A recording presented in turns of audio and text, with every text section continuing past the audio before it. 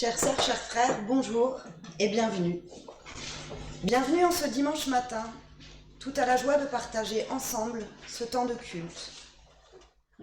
Moment mis à part dans nos vies au rythme souvent effréné, temps de pause dans nos existences. Un temps durant lequel nous est offert de nous tourner vers Dieu, ensemble, pour le louer et rendre grâce de sa présence dans nos vies. Un temps pour dire merci pour ce don gratuit qu'il nous fait de sa grâce, toujours offerte, toujours renouvelée. La grâce et la paix fussent au milieu de nos errances comme une douce fragrance. La grâce et la paix comme une fulgurance au cœur même de la déchéance.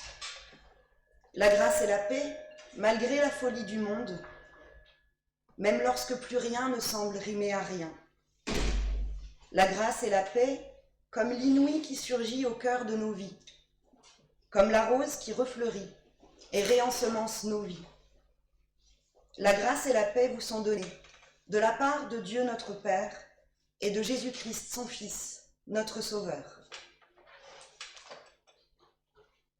Et je vous invite à vous lever pour chanter le premier cantique, le 21-17, le 21-17 que nous chanterons en entier.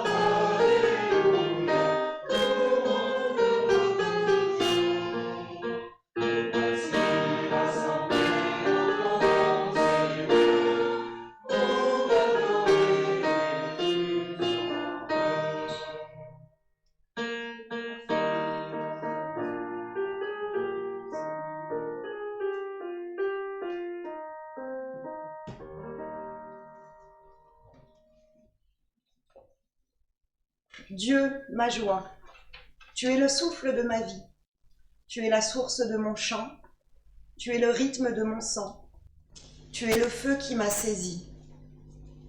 Dieu, ma joie, tu as fait de ma pauvreté ta demeure de silence, où tout être peut adorer le secret de ta présence. Dieu, ma joie, toi seul es saint, ton amour et puissance, et dans tes mains le monde prend naissance. Dieu, ma joie, tu disperses les vaniteux comme la paille dans le vent, mais tu chéris le malheureux comme un enfant. Dieu, ma joie, tu renverses tous les rois, tu dépouilles les nantis, mais tu combles les petits dont le cœur a faim de toi.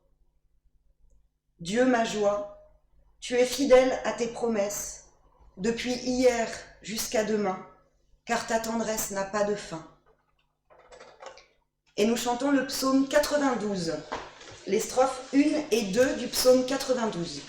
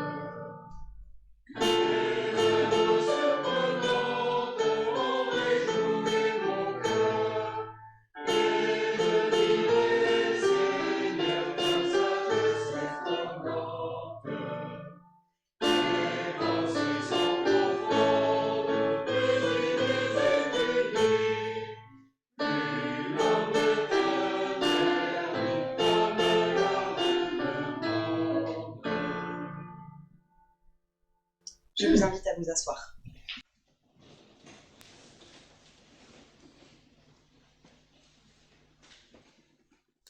Assurés de l'amour de Dieu en Jésus-Christ, nous reconnaissons notre péché. Le temps, notre temps, ô Dieu, est plein de ton attente, et notre vie est vide.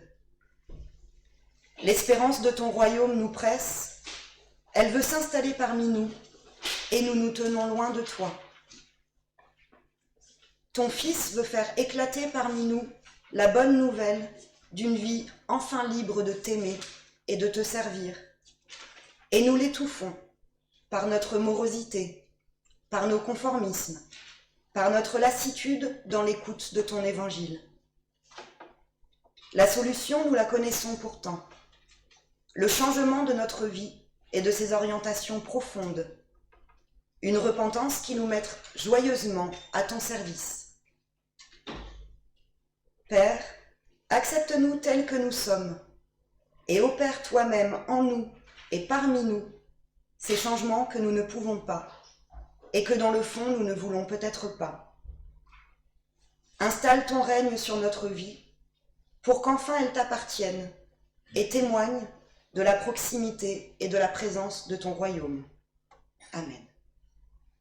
Et nous restons assis pour chanter le cantique 4304, les strophes 1 et 3 du 4304.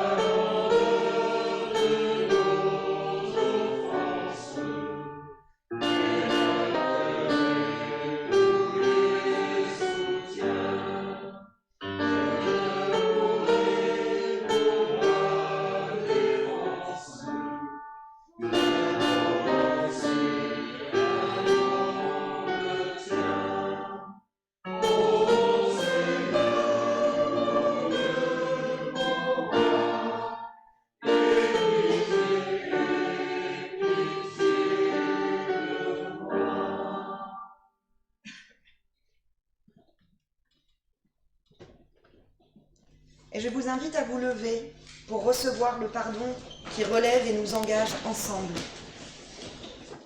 Et pour cela, nous suivrons le psaume 116. J'aime le Seigneur, il entend le cri de ma prière. Il incline vers moi son oreille, toute ma vie je l'invoquerai. J'étais pris dans les filets de la mort, retenu dans les liens de l'abîme. J'éprouvais la tristesse et l'angoisse. J'ai invoqué le nom du Seigneur. Seigneur, je t'en prie, délivre-moi. Le Seigneur est justice et pitié. Notre Dieu est tendresse. Le Seigneur défend les petits. J'étais faible, il m'a sauvé. Retrouve ton repos, mon âme, car le Seigneur t'a fait du bien. Il a sauvé mon âme de la mort, gardé mes yeux des larmes et mes pieds du faux pas. Je marcherai en présence du Seigneur sur la terre des vivants.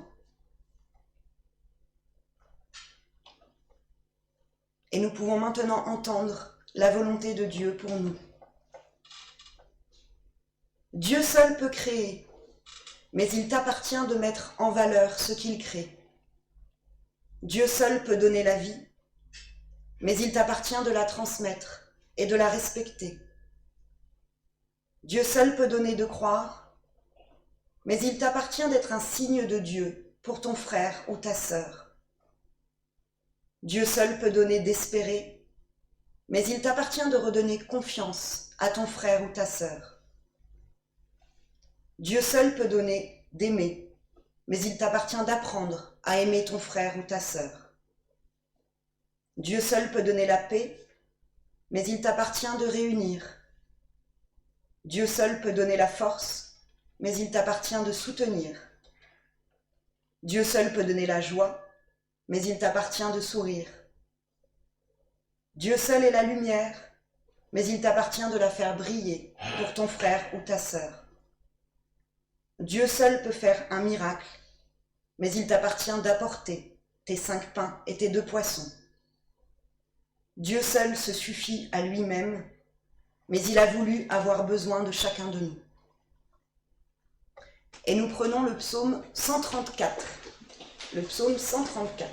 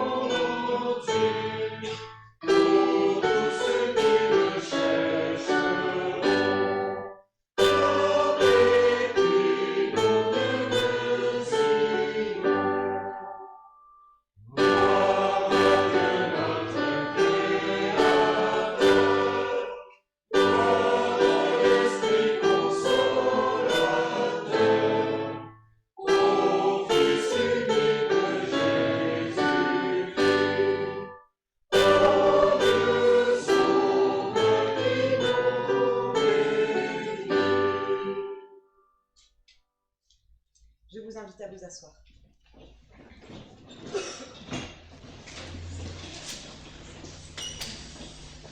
Au moment de lire les Écritures, prions. Seigneur, toi qui, par ton esprit, assembles les croyants en tout lieu de ce monde, inspire celles et ceux qui parlent et rends attentifs celles et ceux qui écoutent, afin que l'Évangile soit la vérité de notre foi, la source de notre amour, la fermeté de notre espérance. Amen. J'ai choisi ce matin de vous lire le début du premier chapitre de l'Évangile de Marc, les versets 1 à 20. Commencement de la bonne nouvelle de Jésus-Christ, Fils de Dieu, selon ce qui est écrit dans le prophète Ésaïe. J'envoie devant toi mon messager pour frayer ton chemin. C'est celui qui crie dans le désert, préparez le chemin du Seigneur, rendez droits ses sentiers. Survint Jean, celui qui baptisait dans le désert et proclamait un baptême de changement radical pour le pardon des péchés. Toute la Judée et tous les habitants de Jérusalem se rendaient auprès de lui et recevaient de lui le baptême dans le Jourdain, en reconnaissant publiquement leurs péchés. Jean était vêtu de poils de chameau, avec une ceinture de cuir autour des reins.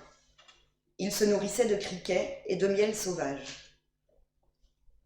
Il proclamait : « Il vient derrière moi, celui qui est plus fort que moi, et ce serait encore trop d'honneur pour moi que de me baisser pour délier la lanière de ses sandales. Moi, je vous ai baptisé d'eau. Lui vous baptisera dans l'Esprit Saint. En ces jours-là, Jésus vint de Nazareth de Galilée, et il reçut de Jean le baptême dans le Jourdain. Dès qu'il remonta de l'eau, il vit les cieux se déchirer, et l'Esprit descendre sur lui comme une colombe. Et une voix survint des cieux. « Tu es mon Fils bien-aimé, c'est en toi que j'ai pris plaisir. » Aussitôt l'Esprit le chasse au désert. Il passa 40 jours dans le désert, mis à l'épreuve par le Satan. Il était avec les bêtes sauvages, et les anges le servaient. Après que Jean eut été livré, Jésus vint en Galilée. Il proclamait la bonne nouvelle de Dieu et disait : « Le temps est accompli et le règne de Dieu s'est approché. Changez radicalement et croyez à la bonne nouvelle. » Et j'ajouterai à ce texte un verset de l'épître de Paul aux Galates, chapitre 5, verset 1. « C'est pour que nous soyons vraiment libres que Christ nous a libérés. Tenez donc ferme et ne vous laissez pas remettre sous le joug de l'esclavage. » Et nous prenons le cantique 5304. Nous chanterons la strophe 1 et le refrain, la strophe 1, et nous reprendrons le refrain juste après.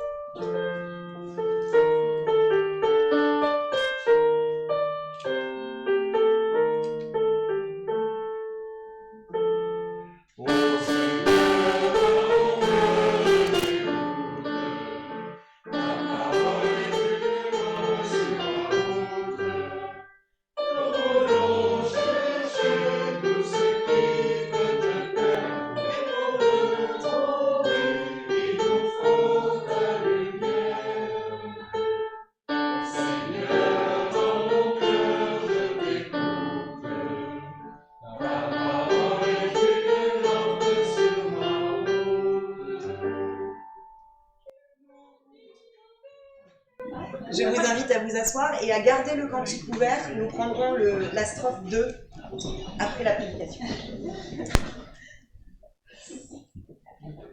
Alors ce matin, j'ai eu envie de partager avec vous la lecture de ces deux textes, parce qu'ils me semblent se répondre l'un l'autre. L'un comme l'autre, ces textes nous parlent de libération. Et cette libération a un nom, Christ. Si ces textes semblent se répondre, c'est parce que Marc, dans les premières lignes de son évangile, donne une forme littéraire à l'événement Christ dont parle Paul. Paul, dans ses lettres, il exhorte, il interpelle, mais il ne raconte pas une histoire. Ça, c'est ce que fait l'auteur de l'évangile de Marc. Deux styles différents, mais un même sujet, Christ, et la libération qu'il nous apporte. Je vous propose donc une réflexion en deux temps. Allons d'abord découvrir ensemble comment ces premières lignes de Marc nous parlent de libération, puis allons voir dans un second temps la manière dont cela prend forme chez Paul pour chercher à comprendre ce que cette libération peut être dans nos vies, à nous, aujourd'hui. Dans son premier chapitre, Marc nous parle donc de libération. Ça ne saute peut-être pas aux yeux immédiatement, mais il me semble en tout cas que c'est le cas. C'est d'ailleurs ce dont son évangile entier nous parle, mais ça c'est une autre histoire, et ça aurait été bien trop long de lire un évangile entier pour un dimanche matin, même si Marc est le plus court. Concentrons-nous donc sur les premiers versets. Marc démarre son évangile par le mot grec « arché », qu'on peut traduire par « commencement ».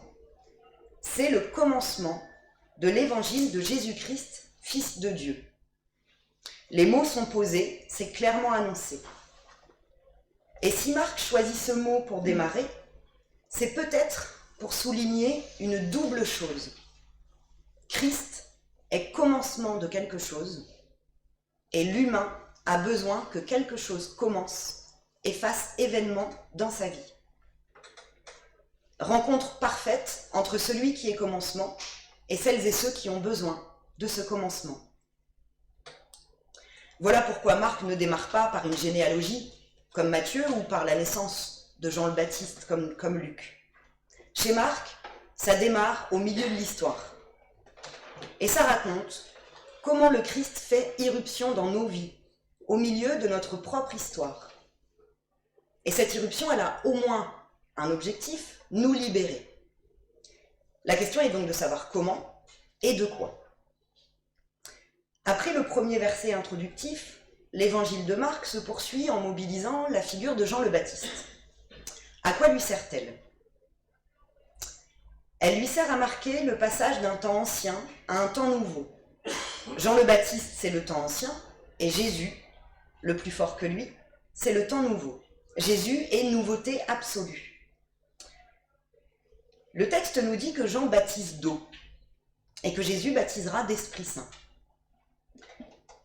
C'est peut-être une manière de dire que Jean représente des logiques humaines et que Jésus, c'est la logique de Dieu. Et Marc nous montre finalement comment Jésus nous fait passer de ces logiques humaines à la logique de Dieu. Parce que c'est bien Dieu qui est à l'origine de l'absolue nouveauté qu'est le Christ. Jésus, c'est du neuf version Dieu. Et on le sait puisque le texte nous dit que Jésus est nommé fils de Dieu au moment de son baptême. La scène du baptême de Jésus, elle nous montre que la nouveauté qu'est Jésus est de Dieu. C'est bien Dieu qui en est à l'origine. Nous voilà donc avec un temps ancien, représenté par Jean, et avec l'ouverture à un temps nouveau.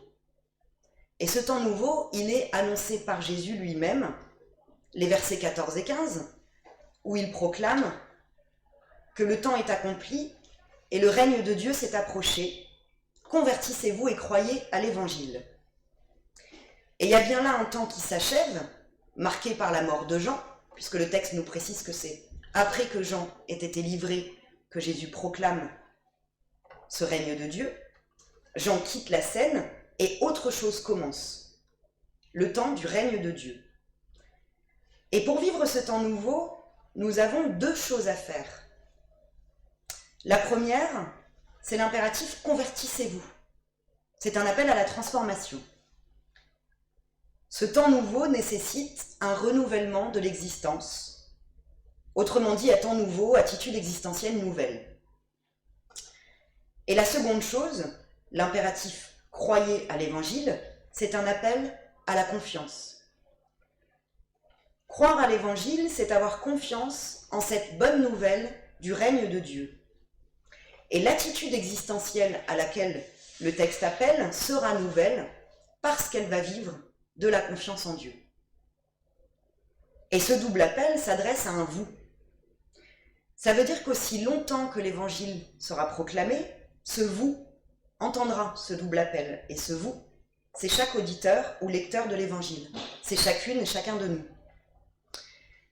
Voilà comment Christ nous libère, en faisant irruption dans nos vies et en nous invitant à la transformation et à la confiance. Parce que ce que Marc raconte ici, dans ses premières lignes, c'est l'irruption de la puissance de Dieu dans nos existences. Le règne qui s'est approché, la fin d'un temps et le passage à un temps nouveau, c'est l'affirmation d'une possible présence immédiate de Dieu. Le temps nouveau est marqué par le surgissement du règne. Et ça veut dire que maintenant, Dieu règne. Et du coup, ça veut bien dire aussi que quelque chose d'autre régnait avant. Or, si Dieu règne sur nos vies, rien d'autre ne peut régner. Et c'est de ça que nous sommes libérés, de ce qui régnait avant.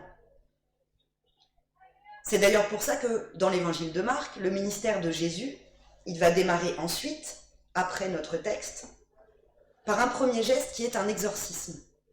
Ça ne démarre pas par une guérison, par un miracle de multiplication des pains, ça démarre par un exorcisme.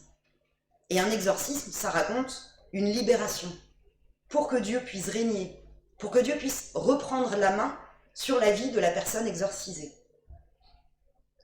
Alors, comment sommes-nous libérés ? Par l'événement Christ, surgissement de la puissance de Dieu dans nos vies. Et de quoi sommes-nous libérés? Par Christ, nous sommes libérés du règne des logiques humaines sur nos vies. Nous sommes libérés pour librement nous inscrire sous le règne de Dieu, pour vivre selon la logique de Dieu. Et quelle est cette logique? C'est ce que Marc nous livre au chapitre 8, le verset 35. En effet, qui veut sauver sa vie la perdra, mais qui perdra sa vie à cause de moi et de l'Évangile la sauvera. Voilà de quoi nous sommes libérés, de vouloir se sauver par soi-même. C'est ça, la logique humaine qui nous tient prisonniers et de laquelle nous avons besoin d'être libérés. C'est ce que le réformateur Luther appelle le péché. Est-ce que je veux me sauver par moi-même, par mes propres forces, ou est-ce que j'accepte d'être sauvé par un autre que moi-même? Le péché, ça ne concerne pas les choses que je ferai bien ou mal. Ça concerne le positionnement que je prends face à Dieu. Comment je me tiens devant Dieu? Est-ce que je me tiens devant Dieu, pour prendre les mots de Luther, dans une justification par les œuvres ou par la foi? Et ce à quoi nous appelle l'Évangile, ce que Marc raconte ici, c'est une transformation radicale. En grec, une métanoïa. Une transformation qui fait que je ne cherche plus à me sauver par mes propres œuvres, par mes mérites, mais que j'accepte d'être sauvé par Dieu, uniquement par foi. C'est le fameux sola fidei des protestants. Voilà de quoi nous sommes libérés, frères et sœurs. Par Christ, en Christ, nous sommes libérés de notre volonté humaine d'être les plus forts et de vouloir tout contrôler dans nos vies. Cette métanoïa, cette transformation radicale, c'est l'expérience que Paul vit sur la route de Damas.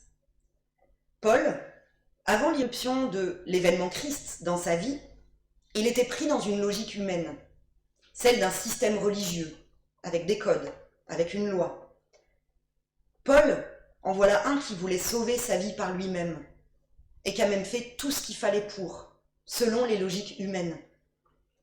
Il faisait tout bien. Il faisait confiance à ses propres forces.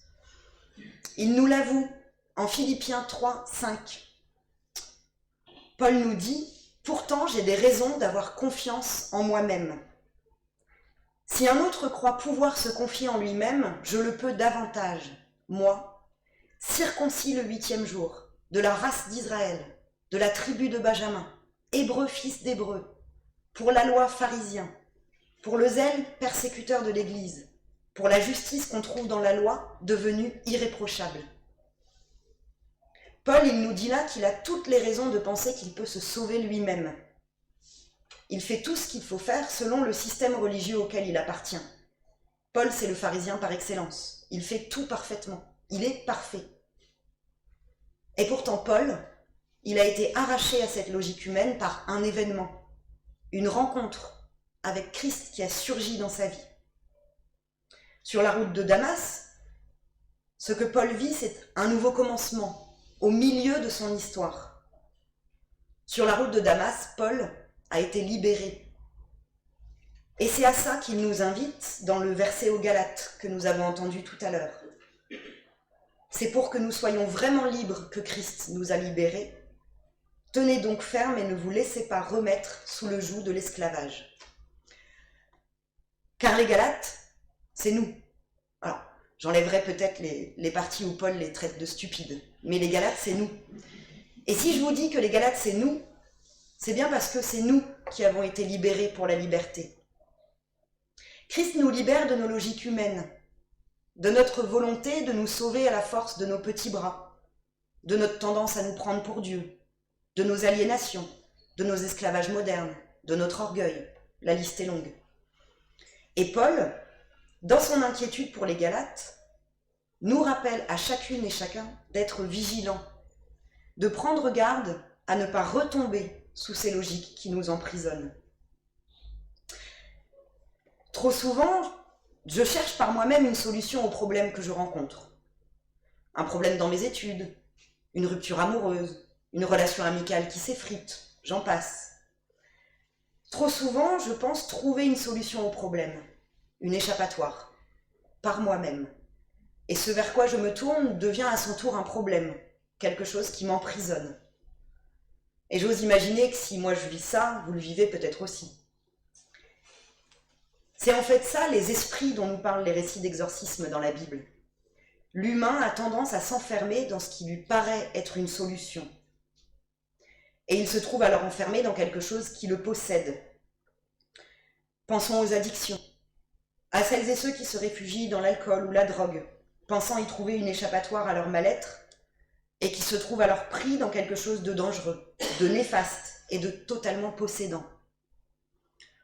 Ou pour un exemple un peu plus léger peut-être, nous sommes encore en période de solde. Nous sommes poussés à aller acheter, à consommer des choses dont nous n'avons pas vraiment besoin. Nous sommes appelés à posséder, toujours plus. Et nous sommes au final possédés par ce que nous possédons. Voilà des exemples de cette logique humaine dont nous sommes prisonniers et dont Christ nous libère. Parce que l'échappatoire, nous n'en avons plus besoin. Parce que nos vies sont transformées, portées par la grâce de Dieu. Don gratuit, toujours offert, et à chaque instant renouvelé. Et il me semble que Paul, c'est l'exemple parfait de ça. Paul, c'est l'exemple parfait de celui qui a été libéré de ce qui l'emprisonnait, lui qui cherchait une échappatoire dans cette lecture pharisienne de la loi, lui qui péchait en pensant se sauver par ses propres mérites et ses œuvres. Et terminons par une dernière question. Que fait Paul une fois libéré? Paul prêche. Il ne fait que ça. Ça ne l'intéresse pas de faire autre chose. L'événement que Paul a vécu l'envoie sur les routes pour prêcher. Et ce qu'il nous dit, c'est que c'est la seule chose à faire. La seule chose à faire dans nos vies, c'est d'aller annoncer l'évangile, annoncer cette bonne nouvelle qui libère. Et de le faire sans s'enorgueillir, sans nous croire supérieurs, parce que nous croyons à l'évangile et que par là, nous sommes libérés. Comment s'enorgueillir puisque nous risquons toujours de retomber dans le piège? Comment s'enorgueillir de quelque chose qui ne tient absolument pas de nous, mais qui nous vient de Dieu, gratuitement et par simple grâce? Voilà ce que j'avais envie de partager avec vous ce matin. Nous sommes libérés par Christ qui fait irruption dans nos vies et nous ouvre un chemin de transformation, à vivre dans la confiance. Nous sommes libérés de tout ce qui nous emprisonne, de ce qui nous lie, du verbe lier, et nous possède. Et l'évangile de Marc, dès ses premières lignes, est pleinement un évangile de libération, qui raconte ce que Paul ne cesse de prêcher, un Dieu libérateur, qui fait de nous des êtres libres pour la liberté. Et ce mot libération peut interroger, voire même faire peur. Il est employé dans certains milieux pour justifier des pratiques ou des dérives inquiétantes. Et pourtant, la libération me semble être le cœur même de la bonne nouvelle, de l'évangile auquel nous croyons. Oui, Christ nous libère, et il nous libère pour que nous vivions la liberté d'une existence nouvelle, vécue dans la confiance. Amen.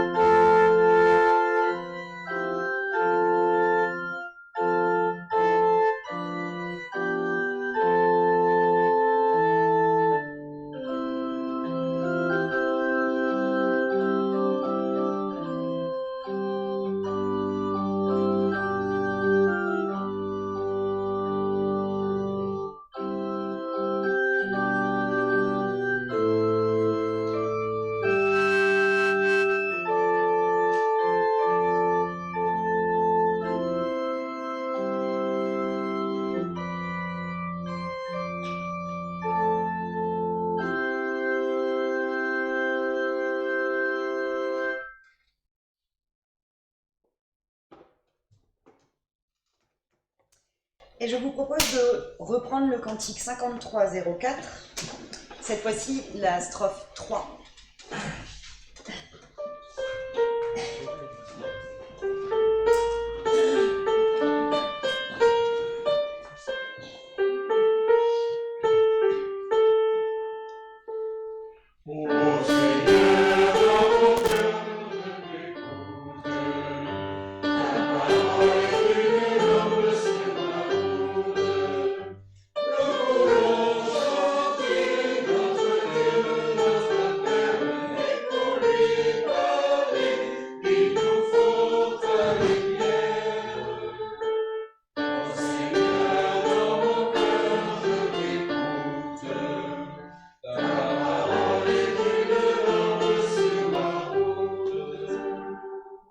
C'est maintenant le temps de l'offrande. Que votre don soit joyeux et généreux.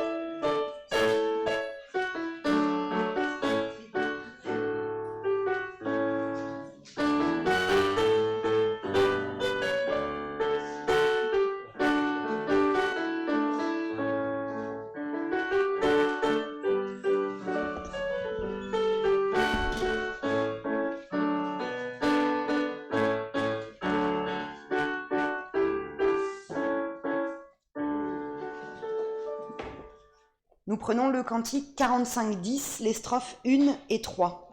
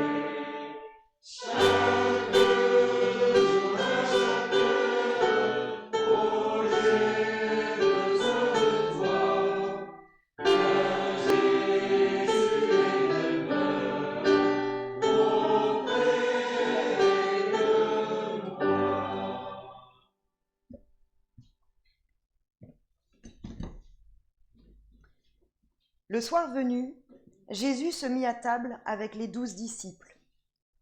Pendant le repas, il prit du pain et après avoir rendu grâce, il le rompit et le leur donna en disant « Prenez, mangez, ceci est mon corps. » Ayant aussi pris la coupe et rendu grâce, il la leur donna en disant « Buvez-en tous, car ceci est mon sang, le sang de l'alliance qui est répandu pour beaucoup, pour la rémission des péchés. Je vous le dis, désormais, je ne boirai plus de ce fruit de la vigne jusqu'au jour où je le boirai nouveau, avec vous, dans le royaume de mon Père. Prions. Maintenant, Seigneur, tout est entre tes mains.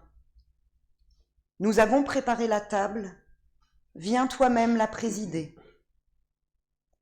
Voici nos cœurs mal préparés, nos repentirs insuffisants, notre foi si peu active. Donne-nous dans ce repas ton pardon, ta présence et ta paix. Veuille, par l'action de ton Saint-Esprit, nous donner communion avec le corps et le sang de ton Fils, Jésus-Christ. Et comme la nourriture fortifie notre corps, comme le vin réjouit notre esprit, que ce pain nous donne la force qui vient de toi, et ce vin, la joie que tu veux pour nous. Que ce repas nous annonce le royaume que tu nous charges de proclamer. Amen.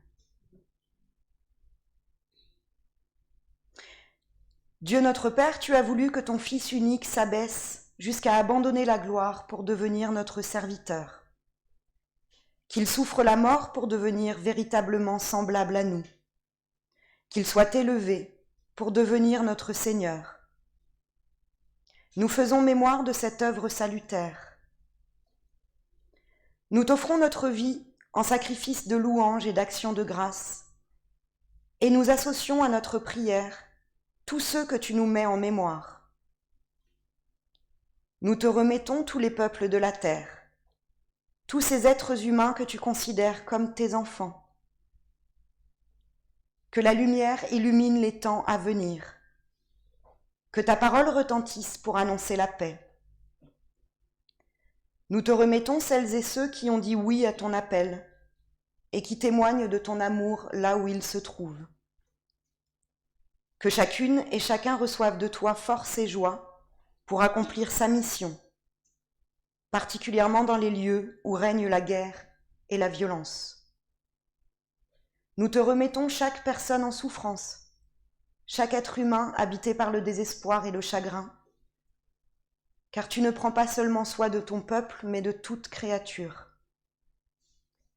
Conduis tous les enfants dans l'espérance par ton esprit, et aide-nous à transmettre ta promesse avec fidélité. Dispense ta sagesse à tous les responsables politiques, économiques et sociaux, et fais de nous des citoyens attentifs, constructifs, qui mettent l'Évangile au cœur de leur vie et du monde. Et unis à ton Fils dans une commune espérance, ensemble nous te disons, Notre Père, qui es aux cieux, que ton nom soit sanctifié, que ton règne vienne, que ta volonté soit faite sur la terre comme au ciel. Donne-nous aujourd'hui notre pain de ce jour. Pardonne-nous nos offenses, comme nous pardonnons aussi à ceux qui nous ont offensés. Ne nous laisse pas entrer en tentation, mais délivre-nous du mal. Car c'est à toi qu'appartient le règne, la puissance et la gloire, au siècle des siècles. Amen. Tout est prêt, dit le Seigneur. Voici le repas que nos mains ont préparé, mais où lui-même nous donne nourriture. Voici la table par nous dressée, mais que lui-même préside. Voici la joie par nous désirée, mais que lui-même nous donne. Voici le pain dont nous avons besoin et que lui-même distribue. Tout est prêt, dit le Seigneur. Venez. Et je vous invite maintenant à former un cercle autour de cette table. Celles et ceux qui ne désireraient pas communier sont aussi les bienvenus. Ils peuvent se joindre à nous et prier avec nous.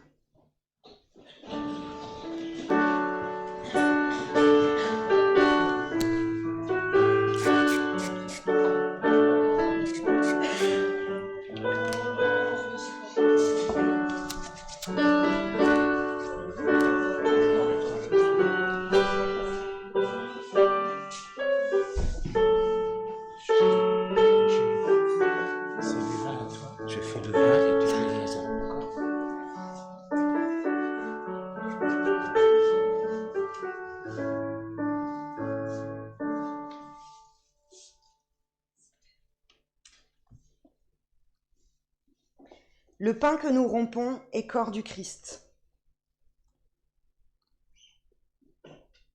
La coupe pour laquelle nous rendons grâce est communion au sang du Christ.